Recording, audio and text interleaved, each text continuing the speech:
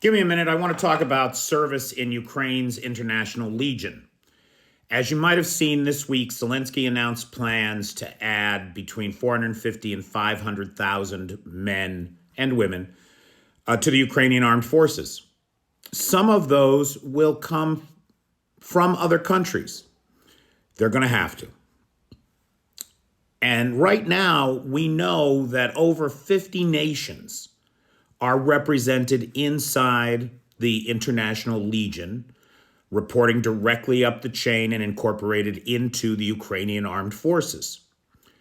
Now, when we talk to these guys, as I've had the distinct pleasure now of talking to a number of Americans, British, and others who are engaged in active duty here in Ukraine, it's a real war. Every single person I know, every Ukrainian I know here, knows somebody that has been unalived in this war. I personally have spoken to the families of more than one American who was lost in this war. It's the real deal.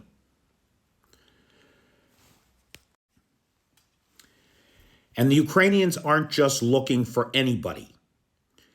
If you're an 18-year-old kid with no experience in the military, you should join your own military. But if you're an honorably discharged veteran of another foreign service, and you have experience as a Leopard mechanic, as a rifleman, infantry, as a sniper, as a trainer, shooting certification trainer from Quantico, say, or Paris Island, they could use you. There's no doubt about it. And how would you go about, if you're a qualified person with the skills needed here and a commitment to defend democracy at this inflection point in history, then I think it's worth mentioning that at every Ukrainian embassy in every friendly nation, they are taking applications for service in the Foreign Legion of Ukraine. Pardon me, the International Legion of Ukraine. And you will find yourself with a bunch of other professionals defend on the front lines in this time, in this place, on this line, where we must say here and no farther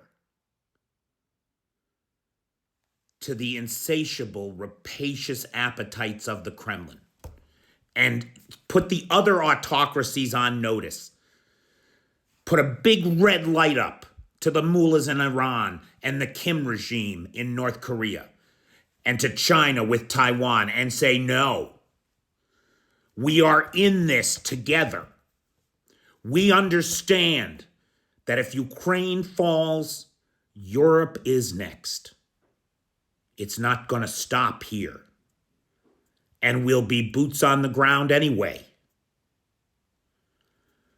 So for those who are so inclined, for those who have been privileged to serve and understand what it means, the call has gone out. If you can, are able, and are willing, and have the skills that these folks so desperately need, I hope to see you in Kyiv. I'm buying the beer.